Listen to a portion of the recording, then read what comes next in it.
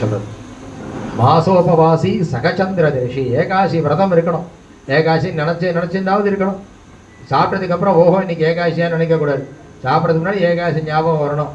ஏகாதசிங்கிற பாவம் மனசுக்குள்ள இருந்து நிற்கணும். ஏகாசி விரதம் இருந்ததுனாக்கா அந்த ஏகாசி விரதம் இருந்தவரை கிருஷ்ண பரமாத்மா ரட்சணம் பண்றேன், கையை தூக்கி நமஸ்காரம் பண்றேன்னு சொல்றார் அப்படின்னு இருக்கு. இப்போ அதே மாதிரி சகச்சந்திர தரிசி, சகஸ்திர சந்திர தரிசனம் ஏற்படணும். சகஸ்திர சந்திர தரிசனம் ஏற்படுறதுங்கிறது 81 வயசு 8 மாசத்துல வருது.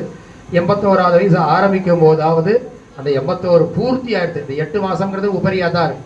அதனால 80 முடிஞ்சு 81வது வயசுலயோ அல்லது 81 வயசு 8 மாசத்துலயோ 81 வயசு 6 மாசத்துலயோ சரீர பலத்தை தேக ஆரோக்கியத்தை முன்னிட்டு உடனே ஒரு சதாபிஷேக சாந்தியானது பண்ணிக்கோ. சதாபிஷேகம் ஆக்சுவலா சதாபிஷேகம்னா சதத்துக்கு என்ன அர்த்தம்? ஆமா, அப்ப 100வது வயசுல தான் அபிஷேகம் பண்ணணும். ஏன் 80ல சதாபிஷேகம்னு வந்தது? ஆனா இந்த 81 வயசு ஆயிடுத்துனாலே 1000 சந்திர தரிசனம் இவர் பண்ணியிருப்பாருன்னு அர்த்தம்.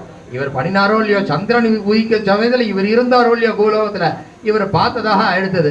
அது மாதிரி ஒரு அதுக்கு பார்க்காததுக்கான தோஷம் போறதுக்கு இந்த சாந்தி பண்ணி அந்த சகஸ்திர சந்திரனையும் தரிசனம் பண்ணா என்ன பலன் கிடைக்குமோ அந்த பலன் இந்த கலசாபிஷேகம் பண்ணினா இப்ப கிடைச்சிட போகுது.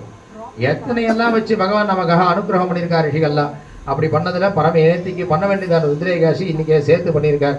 இவருக்கு மாமாவுக்கு ஒரு எண்ணம் என்னன்னாக்கா, இந்த ருத்ரேகாசி பண்ணும்போது எல்லாரும் இருந்தா எல்லாரும் கேட்பாளே மந்திரத்தை, ருத்ரத்தை எல்லாரும் கேட்டா புண்ணியம் தானே அப்படின்னா. அத்தனை புண்ணியம் ருத்ரத்தை கேட்கறது சாதாரண விஷயம் இல்லை. விரக்ஷஸ்ய மூல சேகேன சாக்காக புஷ்யந்தி வைத்ததான்னு எத்தனை ஜபத்தை இன்னைக்கு சுவாமிக்கு ருத்ரம் அபிஷேகம் எத்தனையோ சுவாமிக்கு பூஜா அபிஷேகம் பண்றதை காட்டிலும் பரமேஸ்வரனுக்கு பண்றதுனால எல்லா சுவாமியும் திருப்தி அடைஞ்சிருவா அப்படின்னு ருத்ரோபனிஷத்துல இருக்கிறத வச்சுட்டு இந்த பரமேஸ்வரனை உபாசனை பண்ணோம். அந்த பரமேஸ்வரனை உபாசனை பண்ணதான் ருத்ரேகாசி. இதை பண்ணிண்டவாளுக்கும் பார்த்தவாளுக்கும் கேட்டவாளுக்கும் எல்லாருக்குமே அற்புதமான ஒரு மகா பாவங்கள்லாம் நிவர்த்தியாகி நல்ல மகா புண்ணியங்கானது ஏற்பட்டுடும் இருக்கிறதுனால இன்னைக்கு இங்க வந்திருக்கா உங்களுக்கும் பெரிய மகா புண்ணியங்கள் ஏற்பட்டிருக்கு.